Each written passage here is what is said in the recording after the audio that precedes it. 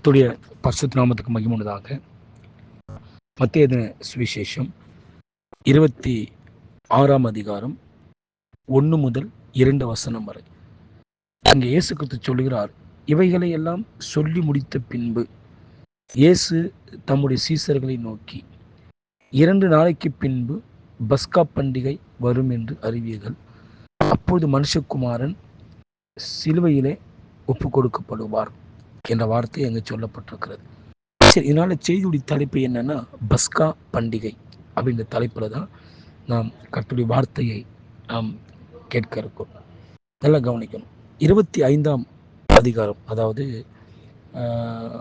மத்தேயு எழுதின சுவிசேஷம் 25ஆம் அதிகாரத்தில் இயேசு கிறிஸ்து வருகை குறித்தும் நியாய தீர்ப்பை குறித்தும் இயேசு கிறிஸ்து பேசி கொண்டு வருகிறார். அதாவது 10 கன்னிகைகள் இருந்தார்கள். அதில் 5 பேர் எடுத்துக்கொள்ளப்பட்டார்கள், 5 பேர் கைவிடப்பட்டார்கள். இதெல்லாம் சொல்லி முடிச்சுக்கிட்டு வரும்போது இயேசு கிறிஸ்து கடைசியில் பார்த்தீங்கன்னா நியாய தீர்ப்பை குறித்து பேசுகிறார். அதாவது வலது பக்கத்தில் இருக்கிறவர்களை பார்த்து, என் பிதாவினால் ஆசீர்வதிக்கப்பட்டவர்களே வாருங்கள் என்றும், இடது பக்கத்தில் இருக்கிறவர்களை பார்த்து சபிக்கப்பட்டவர்களே என்றும் அவங்களுக்கு உண்டான நியாய தீர்ப்பை குறித்து இயேசு பேசி கொண்டு வருகிறார். சரி, இப்படிப்பட்ட இந்த நியாய தீர்ப்பை குறித்தெல்லாம் இயேசு கிறிஸ்து பேசி முடித்த பின்பு சொல்றார், 26ஆம் அதிகாரத்தில் சொல்றாரு, இவைகளெல்லாம் சொல்லி முடித்த பின்பு. அப்போ ஆண்டவர் முதலாவது வருகை குறித்து பேசுகிறார், நியாய தீர்ப்பை குறித்து பேசுகிறார். இதெல்லாம் பேசி முடிச்ச பின்பு சொல்றாரு, இவைகளெல்லாம் சொல்லி முடித்த பின்பு. எப்போதுமே இயேசு கிறிஸ்து என்ன சொன்னாரோ அதை தான் ஊழியத்தில் செய்கிறார். எதை செய்தாரோ அதைத்தான் அவர் என்ன பண்றன்னா சொல்லி மக்கள் மத்தியிலே போதிக்கிறார். ஆனால் மனிதர்கள் எப்படி தெரியுமா, நம்ம சொல்லுவோம், ஆனால் எதையுமே நம்ம முழுமையாக செய்ய மாட்டோம். மனிதனுக்கு கடவுளுக்கும் இருக்கிற வித்தியாசங்கள்ல இதுவும் ஒன்று. மனிதர்கள் நாம் சொல்லுவோம், அதிகாரத்தில் இருக்கிறவர்கள், விசுவாசிகள், யாராக இருந்தாலும் சரி, நம்முடைய பிள்ளைகளுக்கோ மற்றவர்களுக்கோ நாம் சொல்லுவோம். ஆனால் ஒரு சிலர் சொன்னதை செய்ய ஆரம்பிப்பார்கள், ஆனால் முடிக்காமல் போய்விடுவார்கள். சிலர் சொல்லுவாங்க, அதை அப்படியே விட்டுடுவாங்க. ஆனால் ஆண்டவர் எப்படிறான்னா, என்ன சொன்னாரோ அதை அப்படியே செய்து முடித்தார். எதை செய்து முடித்தாரோ அதை அப்படியே என்ன பண்றாருன்னா இயேசு கிறிஸ்து சொல்ல ஆரம்பிக்கிறார். அப்போ நம்மளால ஒரு காரியத்தை முடிக்க முடியல அப்படின்னா நம்ம அதை சொல்லாமல் இருப்பதே நல்லது. நம்மளால என்ன செய்ய முடியுமோ அதைத்தான் நாம் சொல்லக்கூடியவர்களாக இருக்க வேண்டும். நெற்பர் இஷ்டத்துக்கு வார்த்தை தானே என்பதற்காக இஷ்டத்துக்கு என்ன பண்ணுவாங்க, வாரி தெளித்து விடுவார்கள். அப்படி அல்ல, நம்மால் எதை செய்ய முடியுமோ அதைத்தான் நாம் சொல்ல வேண்டும். யாருக்காகிலும் செய்ய முடியாததை, நம்மால் முடியாத காரியங்களை நாம் சொல்லாமல் இருப்பதே நமக்கு நல்லது. சொல்லி முடிச்சுட்டு பின்பு ஐயோ நான் சொல்லிட்டேனே அப்படி சொல்லி வருத்தப்படுவது அது ஒரு முட்டாள்தனமான காரியம். வேதம் அப்படிதான் சொல்லுகிறது. சரி, இவையெல்லாம் சொல்லி முடித்த பின்பு இயேசு தமது சீசர்களை நோக்கி, நல்லா கவனிங்க, இயேசு கிறிஸ்து ரொம்ப டீப்பான சில விஷயங்களை, ரகசியமான சில விஷயங்களை, முக்கியத்துவம் வாய்ந்த சில விஷயங்களை இயேசு கிறிஸ்து தமது சீசர்கள் மத்தியிலே தான் அதை பகிர்ந்து கொள்ளுகிறார். அவரை சுற்றிலும் நிறைய பேர் இருந்தாங்க, ஆனால் அவர்களுக்கெல்லாம் ஆண்டவர் போதித்தாரே ஒழிய, ஆனால் ரகசியங்களை, நெருக்கமான விஷயங்களை எல்லாம் இயேசு தம் சீசர் மத்தியிலே பேசி கொண்டிருக்கிறார். அப்போ ஏன் சீசர் மத்தியிலே பேசுறார்? சீசர் என்கிறவங்க யாருன்னா நெருக்கமானவர்கள்.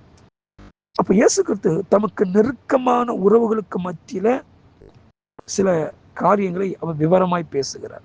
ஒரு ஊழியக்காரனுக்கு யார் முக்கியமான உறவு அப்படின்னா, நமக்கு உடன்பிறப்புகளை காட்டிலும், நமக்கு இருக்கிற சொந்த பந்தங்களை காட்டிலும் ஒரு ஊழியக்காரனுக்கு முக்கியமான உறவுகள் யார் அப்படின்னா நம்மளுடைய திருச்சபை தான் நமக்கு முக்கியமான உறவு. அதாவது நமக்கு உறவுகள் இருப்பாங்க, ஆனால் உறவுகளிலே நெருக்கமான உறவுகள் சிலர் இருப்பாங்க. இந்த நெருக்கமான உறவுகள் தான் சில நேரங்களிலே நமக்கு கஷ்ட நேரத்தில் தூக்கி விடக்கூடியவங்களா இருப்பாங்க, இக்கட்டு நேரத்தில் உதவி செய்யக்கூடியவங்களா இருப்பாங்க. ஆபத்து என்று சொல்லும் போது ஓடி வந்து பார்க்கிறவங்க யாரா இருப்பாங்கன்னா நெருக்கமான உறவுகளாக இருக்கக்கூடியவர்கள். 1000 உறவுகள் இருக்கலாம், அந்த உறவுகளை சிலர் ரொம்ப நெருக்கமா இருப்பாங்க. அப்போ ஆண்டவர் ஏன் உறவுகளை கொடுத்தார் அப்படின்னா, உறவுகள் ஒருவருக்கு ஒருவர் உதவி செய்வதற்காக, ஒருவர் கஷ்டத்திலே ஒருவருக்கு உதவி செய்யவும் தாங்கவும் தான் ஆண்டவர் உறவுகளை கொடுக்கிறார். நீங்கள் வேதத்தில் பார்த்தீங்கன்னா நகோமி குறித்து பைபிளில் படிக்கும்போது நகோமிக்கு நெருங்கிய ஒரு உறவினர் இருக்கிறார், ஓய் என்கிறவர். அவர் பேரே அதுதான், ஓய். ஆனால் இவர் என்ன பண்ணுறாருன்னு சொன்னால், நகோமியுடைய மருமகள் ரூத்தை திருமணம் செய்வதற்கு முயற்சிக்கிறார். ஆனால் இவர் அந்த காரியத்தை செய்யாமல் போகும்போது இவருக்கு அடுத்த உறவினராக இருக்கக்கூடிய போவாஸ் தான் என்ன பண்ணுறாருன்னா நகோமுடைய மருமகளாகிய ரூத்தை என்ன பண்ணுறாருன்னா திருமணம் செய்து கொள்கிறார். அப்போது இவ்வளோ கஷ்டத்துக்கு மத்தியில், இழப்புகளுக்கு மத்தியில் இருந்த அந்த குடும்பத்திற்கு போவாஸ் என்கிற ஒரு உறவினர் தான் என்ன பண்ணுறாருன்னா அந்த நகோமுடைய வாழ்க்கைக்கு என்ன பண்ணுறாருன்னா உதவி செய்யக்கூடியவராய் மாறுகிறதை நம்மால் பார்க்க முடிகிறது. அப்போது உறவுகள் என்பது எதுக்காக, ஏன் உறவுகளை கடவுள் கொடுக்கிறார் என்று சொன்னால், உறவுகளாக இருக்கக்கூடியவங்க உதவி செய்யத்தான் உறவுகளை ஆண்டவர் கொடுக்கிறார். நம்ம ஒருவருக்கு உபத்திரமாய் இருப்பதற்காக ஆண்டவர் உறவுகளை கொடுக்கவில்லை.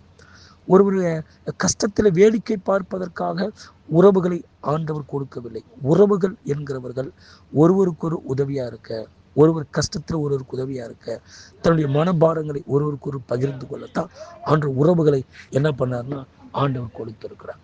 கவனிக்கிறோம். அப்போது இயேசு கிறிஸ்து தம்முடைய சீசர்களை நோக்கி அவர்கள் தான் அவருக்கு நெருக்கமான உறவுகள்.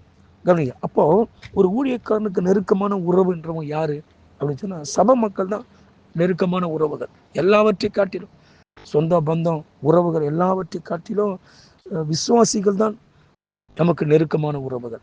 அதே போல ஒரு சபையும் யாரை நெருக்கமான உறவாய் என்ன வேண்டும் அப்படின்னு சொன்னா தமது ஊழியக்காரனை நெருக்கமான உறவினராக கருத வேண்டும். சரி, நல்ல கவனி. இவரையெல்லாம் சொல்லி முடித்த பின்பு இயேசு சொல்றாரு, 2 நாளைக்கு பின்பு பஸ்கா பண்டிகை வரும் என்று நீங்கள் அறிவீர்கள்.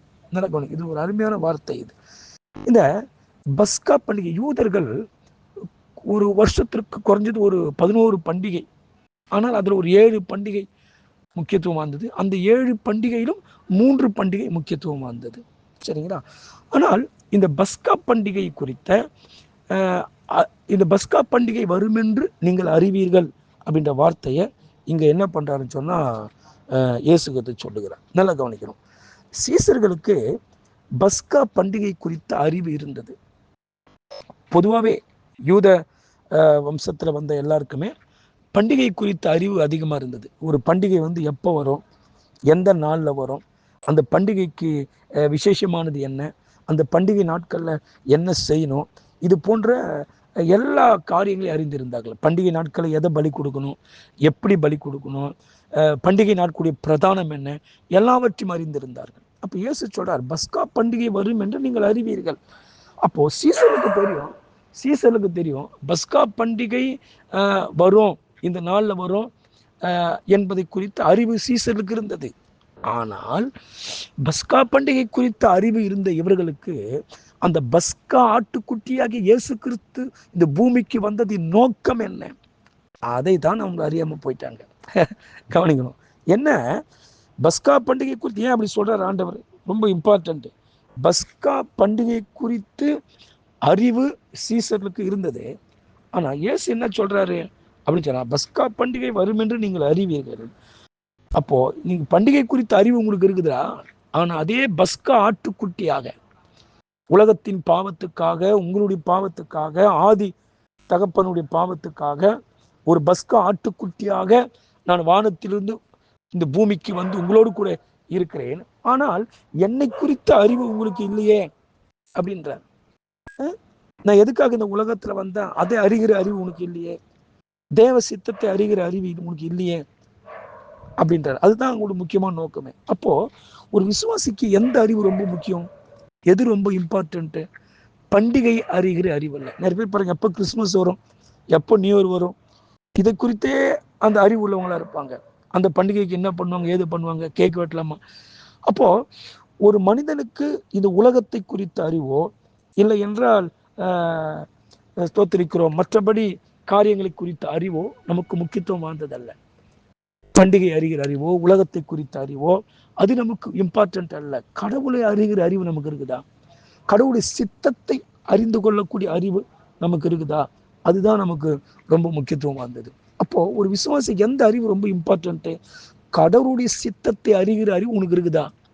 சீசர்களுக்கு கடவுளுடைய சித்தத்தை அறிகிற அறிவு இல்லாதபடியால தான் அவங்க கடவுளை பார்த்து கேட்டாங்க, எங்களுக்கு பிதாவை காண்பியும் என்று பிலிப்பு கேட்கிறார். சரிங்களா? அப்ப என்ன, கடவுளை குறித்த அறிவு இல்லை. ஆனால் இயேசு சொல்றார், மந்த புத்தி உள்ளவர்களே என்று சொல்லுகிறார். எதுவரைக்கும் நான் உங்களோடு கூட இருப்பேன் என்று சொல்லுகிறார். என்ன, மற்ற எல்லாவற்றை குறித்த அறிவு இருக்கிறது. பண்டிகை குறித்த அறிவு இருக்கிறது. பஸ்கா பண்டிகை அன்னைக்கு, எக்கால பண்டிகை அன்னைக்கு, இப்படி ஒவ்வொரு பண்டிகை குறித்த அறிவு இருக்கிறது. ஆனால் இவர்களோடு கூட வந்து உலாவிக் கொண்டிருக்கிற இயேசு கிறிஸ்து என்ன நோக்கத்தோடு இந்த உலகத்தில் வந்தார், அவரை குறித்த அறிவு இவர்களுக்கு குறைவாக இருந்தது. அப்ப கர்த்தருடைய பிள்ளைகளுக்கு நமக்கு எதை குறித்த அறிவு ரொம்ப இம்பார்ட்டன்ட் அப்படின்னு சொன்னா, தேவ சித்தத்தை அறிகிற அறிவு தான் நமக்கு முக்கியத்துவம் வாய்ந்தது. இந்த தேவ சித்தத்தை அறிகிற அறிவு நமக்கு இல்லைன்னு வச்சுங்களேன், கடவுள் ஒன்று சொல்லுவார், நம்ம ஒன்று செஞ்சுக்கிட்டு இருப்போம். கடவுள் நம்மளை ஒரு ஊழியத்துக்கு அழைச்சிருப்பாரு, அழைச்ச ஊழியத்தை விட்டுட்டு வேற ஒரு ஊழியம் செஞ்சுக்கிட்டு இருப்போம். ஏன்? அந்த சித்தத்தை அறிகிற அறிவு இல்லை. இயேசு சொல்றார் ஒரு மத்திய 7ஆம் அதிகாரத்துல, அக்காலத்தில் அநேகரை நோக்கி, கர்த்தாவே கர்த்தாவே, உமது நாமத்தினால தீர்க்க தரிசனம் உரைத்தோம், உமது நாமத்தினால நாங்கள் என்ன பண்ண பிசாசை விரட்டணும் அப்படின்னு சொல்லுவாங்களாம். அப்ப இயேசு சொல்றாரு, அக்கிரம செய்கைக்காரரே, என்னை விட்டு அகன்று போங்கள், நான் உங்களை அறியேன்.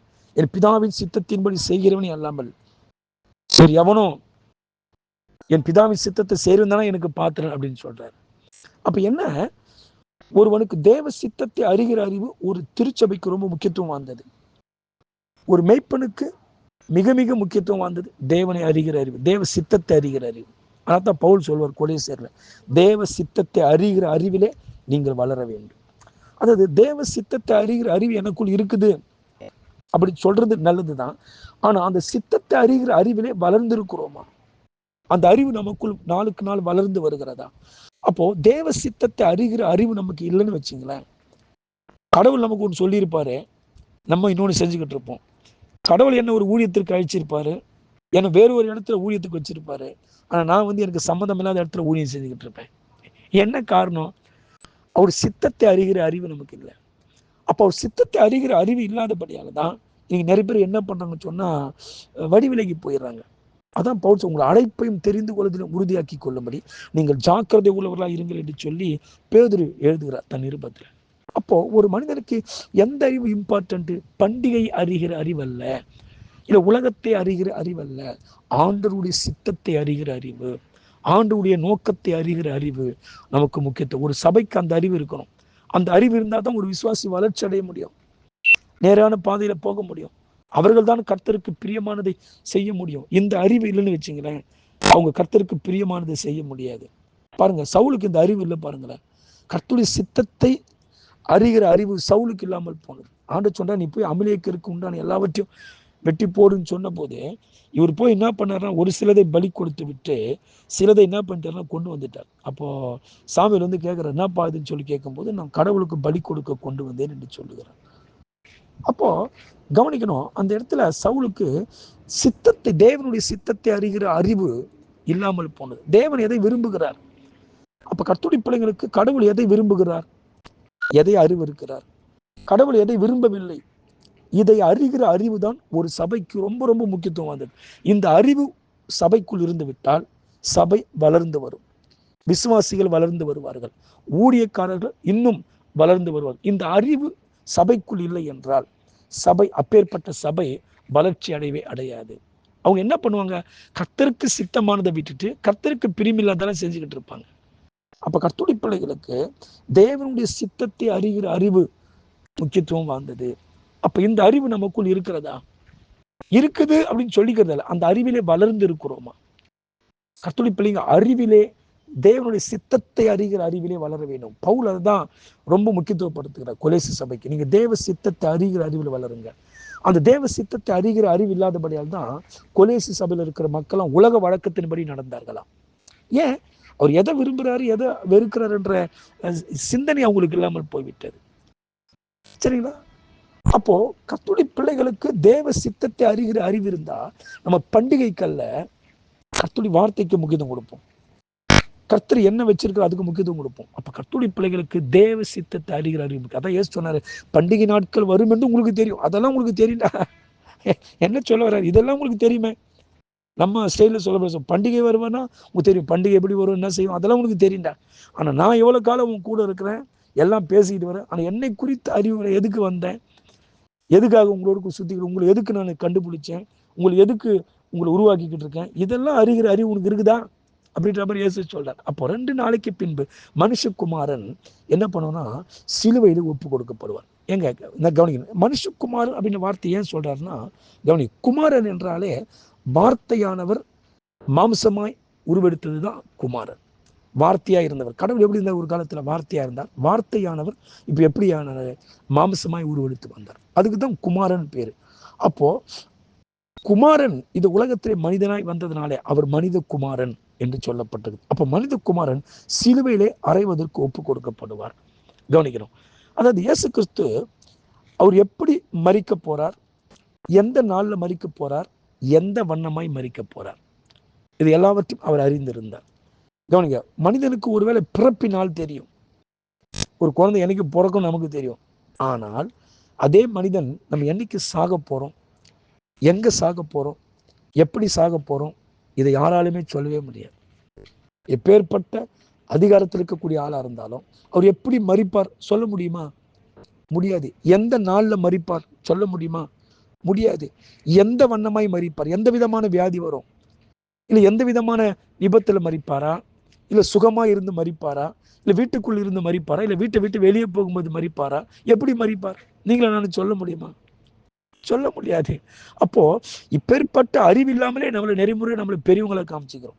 இன்னைக்கு நிறைய அதிகாரத்தில் இருக்கிறவங்க பல பேர் என்ன பண்ணாங்க, தனக்கு ஒரு அறிவாளியா ஞானியா நினைச்சுக்கிறாங்க. நம்ம அறிவு குறைவானது. ஆனா கடவுள் பாருங்க, இப்படிதான் மரிப்பேன், அவர் சொன்ன மாதிரியே மரித்தார்.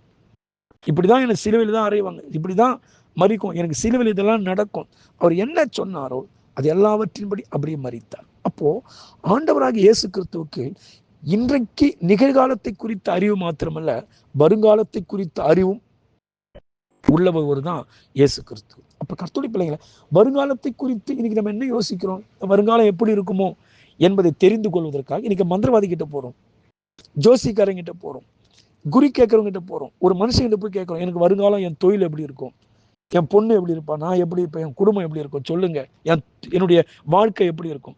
அப்போ வருங்காலத்துல எப்படி இருப்புன்றதை குறித்து எந்த மனிதன் சொல்ல முடியும்? அந்த அறிவு யார் இடத்துல இருக்கிறது? யார் இடத்துலயும் கிடையாது. ஆண்டவராக இயேசு கிறிஸ்துவத்துல மட்டும்தான் அந்த அறிவு. அப்ப கர்த்தருடைய பிள்ளைங்க, நம்ம வருங்காலத்தை தெரிந்து கொள்ள வேண்டுமானால் நம்ம ஆண்டவருடைய பாதத்துல உட்காரணும். தாவீதுக்கு சொல்றார் பாருங்க, தாவீது சாலமோனுக்கு பின்னாடி ராஜ்யம் எப்படி இருக்கும் அதையெல்லாம் எப்போ நடக்கிற விஷயத்தெல்லாம் தாவீதுக்கு ஆண்டவர் சொல்றார். அப்போ வருங்காலத்தை குறித்த அறிவு இந்த உலகத்துல கடவுள் ஒருவருக்கு மட்டும்தான் உண்டு.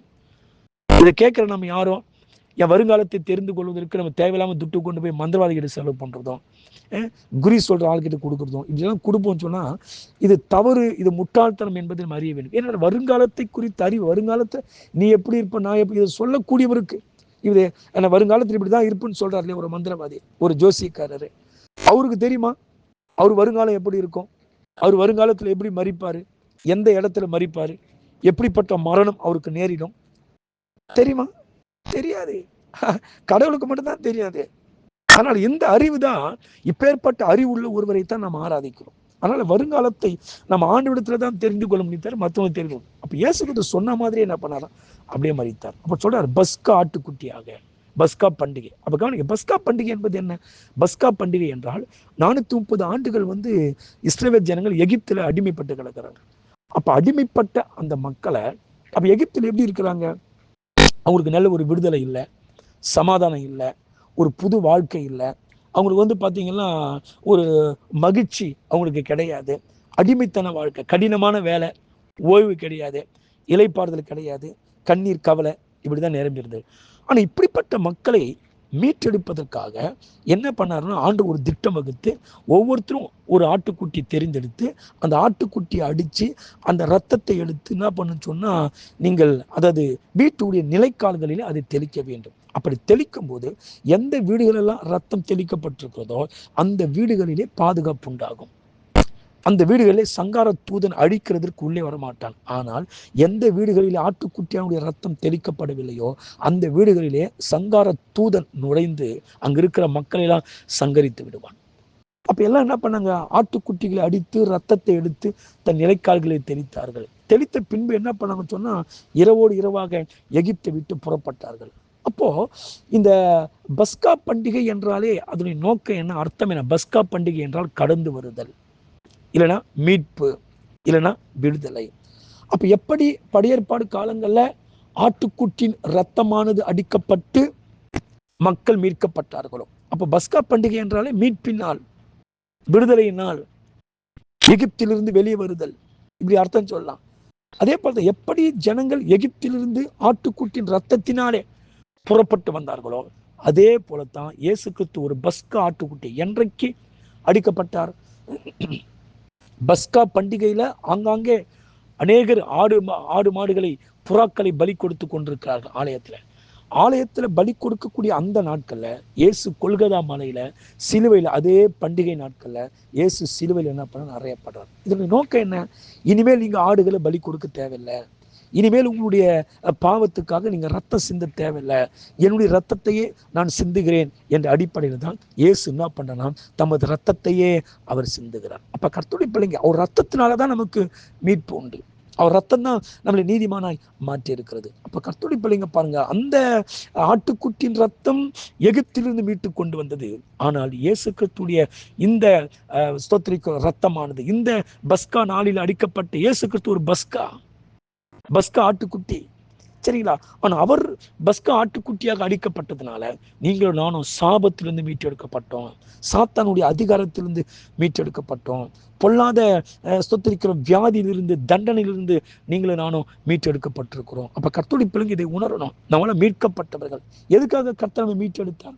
இஸ்ரவேல் ஜனங்களை பஸ்கா மூலமா எதுக்கு மீட்டெடுத்தார்? அவங்க கண்ணீரை துடைக்க வேண்டும், ஒரு புது வாழ்க்கையை அவங்களுக்கு கர்த்தர் கொடுக்கணும், சரிங்களா? அவங்களுக்கு ஒரு அவங்க கஷ்டத்துக்கெல்லாம் ஒரு தீர்வை உண்டாக்க வேண்டும். அப்போ ஆட்டுக்குட்டியின் ரத்தத்துக்கே இத்தனை விதமான நன்மைகள் இருக்குமானால் இயேசு கிறிஸ்துவின் ரத்தம் எவ்வளோ நன்மைகள் நமக்கு கொண்டு வர யோசிச்சு பாருங்க. அப்போ படையேற்பாடு காலத்தில் இஸ்ரவேல் மக்கள் ஆட்டுக்குட்டின் ரத்தத்தினாலே மீட்கப்பட்டார்கள். ஆனால் இன்றைக்கு நீங்களும் நானும் இயேசு கிறிஸ்துவின் ரத்தத்தினாலே மீட்கப்பட்டிருக்கிறோம். ஆட்டுக்குட்டின் ரத்தத்தினாலே உண்டான ஆசீர்வாதங்களை காட்டிடும், ஆட்டுக்குட்டின் ரத்தத்தினாலே உண்டான மீட்பை காட்டிடும். உங்களுக்கும் எனக்கும் அவர் ரத்தத்தினால் ஏற்படுத்தின மீட்பு அது விலையேறப்பட்டது. அப்போ இந்த பஸ்கா ஆட்டுக்குட்டியாக இயேசு கிறிஸ்து அளிக்கப்பட்டதின் நோக்கம் என்ன? உங்களுக்கும் எனக்கும் சமாதானத்தை கொடுக்க. வேதம் சொல்லி நமக்கு சமாதானத்தை உண்டு பண்ண ஆக்கினை அவர் மேல், பஸ்கா ஆட்டுக்குட்டியாகிய அவர் மேல் விழுந்தது. அப்போ கர்த்தருடைய பிள்ளைங்க நம்ம சமாதானமா வாழத்தான் இயேசு மரித்தார். நிறைய நேரத்துல கர்த்தர் சமாதானத்தை வச்சிருப்பாரு, ஆனா அந்த சமாதானத்தை நாம வீட்டுக்குள்ள நமக்கு எடுத்துப்போம். எப்படி பேச தெரியணும் அப்படின்னு தெரியாதவங்க சமாதானமா வாழ முடியாது. நிறைய குடும்பத்தை பிற கணவன்கிட்ட மனைவி எப்படி பேசணும் தெரியாது, எந்த நேரத்துல பேசணும் அது தெரியாது, கோபமா இருக்கிற நேரத்தில் எக்ஸ்ட்ரா பேசுவாங்க. அப்போ கர்த்தர் சமாதானத்தை வைத்திருக்கிறார், ஆனா அந்த சமாதானத்தை நிறைய பேர் வார்த்தையினாலே கெடுத்துக் கொள்ளுகிறார்கள். வார்த்தை போர் குடும்பத்துல நடக்கும். அப்ப சமாதானத்தை நமக்கு வச்சுட்டு போயிட்டாரு. அப்ப கர்த்தருடைய பிள்ளைங்க நம்ம சமாதானமாய் இந்த உலகத்துல வாழ வேண்டும். கணவன் மனைவி சமாதானமா வாழணும், பிள்ளைங்க பெற்றோர்கள் சமாதானமா வாழணும், நம்ம சுற்றி இருக்கிற மக்களோடு நம்ம சமாதானமா வாழணும், கடவுளுக்கு நமக்கு சமாதானம் இருக்கணும். சமாதானத்தை நம்ம கெடுத்துக் கொள்ளும்படியே வாழக்கூடாது. ஆண்டு தேடுற பிள்ளைங்க சமாதானமா, முதல்ல எனக்குள்ள சமாதானம் இருக்கணும். எனக்குள்ளே சமாதானம் இல்லாம நான் சர்ச்சுக்கு போய் ஆராதனை போய் என்ன பண்ண போறேன் யோசிச்சு பாருங்க. நிறைய பேர் சமாதானமே இல்லாம சர்ச்சுக்கு போறாங்க. நீ சமாதானமே ஃபர்ஸ்ட் வாழல, நீ ஆராதனை பண்ணி என்ன பண்ண போற? மனைவி கிட்ட பிள்ளைங்க கிட்ட உனக்கு சமாதானமா வாழ தெரியுது அவனுக்கு ஃபர்ஸ்ட். அப்ப அதுவே உனக்கு தெரியல, நீ போய் சர்ச்சில் போய் ஆராதனை பண்ணி என்ன பண்ண போற? இல்ல அதிக நேரம் உட்காந்து ஜெபம் பண்ணி என்ன பண்ண போற? ஒன்றும் பண்ண போறது இல்லை நீ.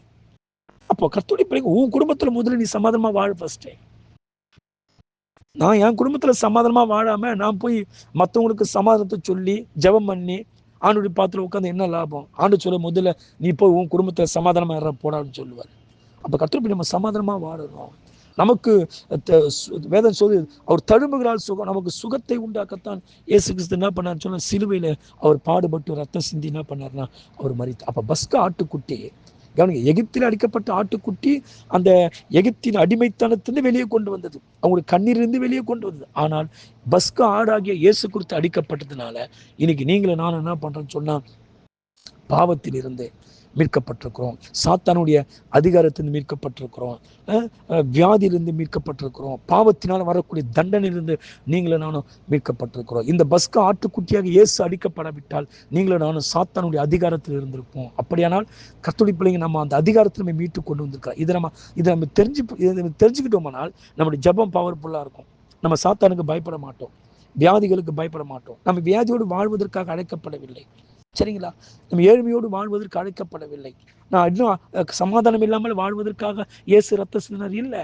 எனக்கு சமாதானத்தை உண்டாக்க, என்னை ஆசீர்வாதமாக வைக்கத்தான் ஆண்டு செய்தார். அப்போ பஸ்கா ஆட்டுக்குட்டி குறித்த அறிவு உங்களுக்கு எனக்கு, இந்த அறிவு யூத மக்களுக்கு இல்லை, சீசர்களுக்கு இல்லை. ஆனால் தான் இயேசு கிறிஸ்துவை கொண்டு போய் என்ன பண்ணாங்க, சிலுவையிலே அறைந்தார்கள், சரிங்களா? அப்போ பஸ்கா பண்டிகை, அப்போ அந்த பஸ்கா பண்டிகை குறித்த அறிவு இருந்தது, ஆனால் இயேசு கிறிஸ்துவை குறித்த அறிவில்லை. இயேசு கிறிஸ்து தான் உண்மையான பஸ்கா. அப்போ இந்த பஸ்காவை குறித்த அறிவு தான் நமக்கு ரொம்ப முக்கியமானது. பண்டிகை குறித்தோ இல்லை மற்ற காரியங்களை குறித்தோ நமக்கு அறிவு இருக்கிறதை காட்டிலும் இயேசுவை குறித்த அறிவு உனக்கு இருக்குதா? அந்த அறிவில் நீ வளர்ந்து கொண்டிருக்கிறாயா? இயேசு எதை விரும்புகிறார், எதை வெறுக்கிறார், உன்னை எப்படி வாழ அழைக்கிறார், எதற்காக உன்னை வச்சிருக்கிறாரு, இதை அறிகிற அறிவு இருக்கிறதா? இந்த அறிவு தான் ரொம்ப இம்பார்ட்டன்ட்டு. ஆனால் அந்த அறிவை நம்ம பெற்றுக்கொள்வோம். கர்த்தர் ஆசீர்வதிப்பார். ஜெபம் பண்ணா